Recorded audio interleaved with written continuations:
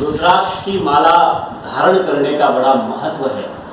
शारीरिक, मानसिक, आर्थिक और सामाजिक लाभ की प्राप्ति के लिए रुद्राक्ष माला अवश्य धारण करना चाहिए। मानसिक और शारीरिक लाभ के लिए रुद्राक्ष माला अति श्रेष्ठ होती है।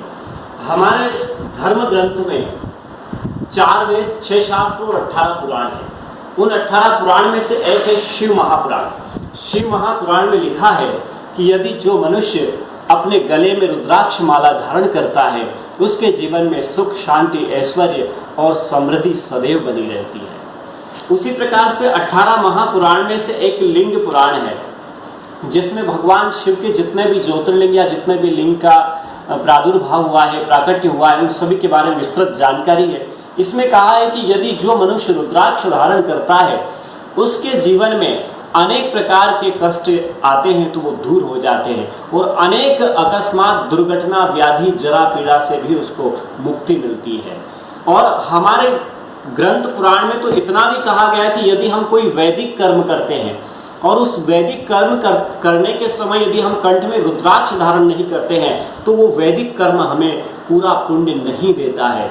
इसलिए जो भी ब्राह्मण देवता पूजन करवाते हैं उसके पहले तिलक, शिखा बंधन और जनेऊ और हाथ में लच्छा बांधने के लिए कहते हैं। उसी प्रकार से कंठ में रुद्राक्ष का भी ध्यान किया जाता है, तभी हम वैदिक पूजा आरंभ करते हैं। अब रुद्राक्ष, चरक ऋषि ने कहा है कि यदि हम रुद्राक्ष माला कंठ में धारण करते हैं तो हमारी जितनी भी रक्त नाड़ियां हैं उनका रक्त संचार विधिवत बना रहता है। हमारे शरीर का तापमान, उच्च रक्तचाप जो है वो भी सुव्यवस्थित बना हुआ रहता है। इसलिए चरक ऋषि ने रुद्राक्ष को धारण करना बड़ा श्रेष्ठ कहा है। और चरक ऋषि ने रुद्राक्ष के विषय में यह भी कहा है कि यह सुख, शांति और समृद्धि का प्रतीक तो है, परंतु कफ, पित्त और वात इसका शामक भी है। इनको बराबर बना के रखता है। यदि हमारे शरीर में कफ, पित्त और वात का सर्कुलेशन बिगड़ता है तो सारी व्याधियां हम पर बढ़ जाती है, हावी हो जाती है। ऐसी स्थिति में रुद्राक्ष की माला कंठ में धारण करना श्रेष्ठ होता है। अब रुद्राक्ष की माला जो है वो 108 दाने की होती है और सुमेरु सहित 109 होती है। तो 108 रुद्राक्ष की माला गिनने में होती है और उसके ऊपर एक सुमेरु होता है जिसको लांगा नहीं जाता है माला में, उसके लिए 109 होता है। तो 108 दाने की रुद्राक्ष धारण करना सभी कामनाओं की पूर्ति करती है। 2016 में हमने अनेक ग्रंथों का अध्ययन करके देव साधना नाम की एक पुस्तक यह निकाली थी। इस पुस्तक में रुद्राक्ष की कितने दाने की माला धारण करना श्रेष्ठ होता वो हमने विस्तार से लिखा है। इसमें पद्म पुराण के अनुसार सप्तविंशति रुद्राक्ष मालया देह संस्था यह करोति नरः पुण्यम सर्व कोटि गुण भवेत्।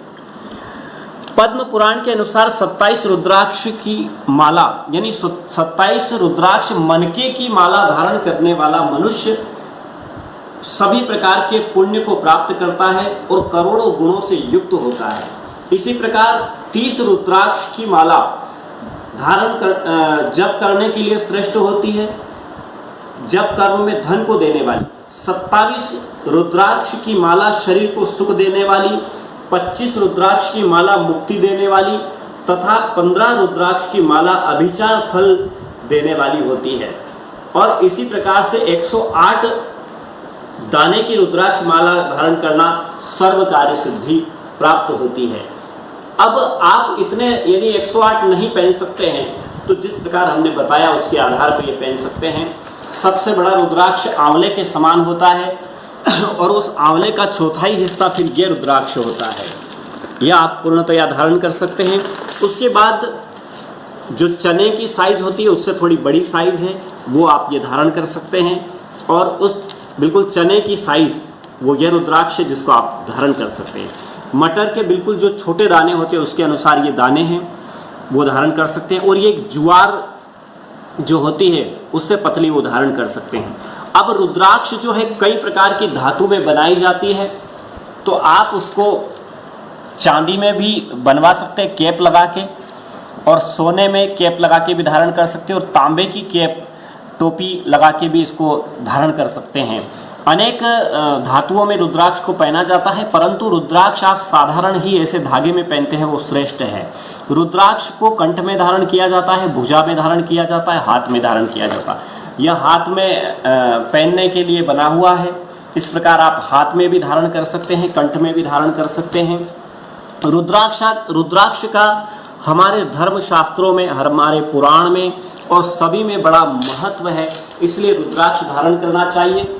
और रुद्राक्ष की माला को धारण करने की विधि, सबसे पहले आप रुद्राक्ष को गठवा लीजिए, बंधवा लीजिए, फिर उसके बाद इसको गंगा जल में स्नान कराइए या नर्मदा जल में, या घर पे शुद्ध जल हो उससे भी आप स्नान करवा सकते हैं। दूध से स्नान करवा के सोमवार का दिन, और अभी सावन माह आ रहा है तो आप सोमवार के दिन दूध जल से स्नान करवा के, और जहाँ शिव मंदिर हो वहाँ भगवान शिव को ये रुद्राक्ष माला अर्पण करके और भगवान को साष्टांग दंडवत प्रणाम करके फिर एक प्रसाद के रूप में, उनके आशीर्वाद के रूप में इसको ग्रहण करके आप धारण कर सकते हैं। इसी प्रकार रुद्राक्ष की माला धारण करना श्रेष्ठ है। अब कई लोगों में भ्रांतियां हैं कि हम शमशान में चले जाते हैं, किसी के दाह संस्कार में तो रुद्राक्ष अशुद्ध हो जाते हैं। रुद्राक्ष अशुद्ध नहीं होते हैं और न रुद्राक्ष अपवित्र होता है, परंतु हम जो अभिमंत्रित करते हैं वो फिर पुनः उसको शुद्ध जल से स्नान करके ओम नमः शिवाय या महामृत्युंजय मंत्र बोल के भूगल धूप में आप रुद्राक्ष को निकाल कर पुनः धारण कर सकते हैं। कुछ प्रश्न ऐसे भी आते हैं हमारे पास, क्या स्त्रियां रुद्राक्ष पहन सकती है? तो हाँ, स्त्रियां जरूर रुद्राक्ष पहन सकती है, क्योंकि पहले की जो ऋषि पत्नियां थी वो रुद्राक्ष के ही अपने श्रृंगार, अपने हार, अपने बाजूबंद, कलाइयों में आदि में रुद्राक्ष धारण करती थी। परंतु जब 7 दिवसीय अशुद्ध अवस्था होती है उस समय आप रुद्राक्ष को निकाल कर रख दें और पुनः स्नान और शुद्ध होकर फिर आप रुद्राक्ष की माला धारण कर सकते हैं। रुद्राक्ष धारण करना हमारे जीवन के लिए बड़ा सौभाग्यदायक है, और रुद्राक्ष ही इस पृथ्वी पर एक ऐसा मणि है जिसमें स्वयं छेद बनकर आया है, जो माला के लिए स्वयं भगवान के यहाँ से आया है। बाकी जितने भी मणि हैं, चाहे मोती हो, रत्न हो, तुलसी हो, चंदन हो, उन सबको छेद करके माला पिरोई जाती है, परंतु एक रुद्राक्ष ऐसा मणि है जिसमें प्राकृतिक ही छेद बना हुआ आता है, जो माला के लिए तैयार है।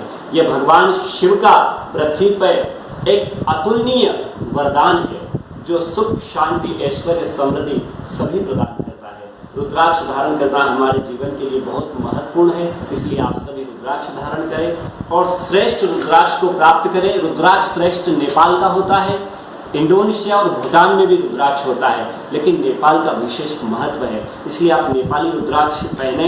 नेपाली रुद्राक्ष आपके लिए श्रेष्ठ होगा। हर हर महादेव।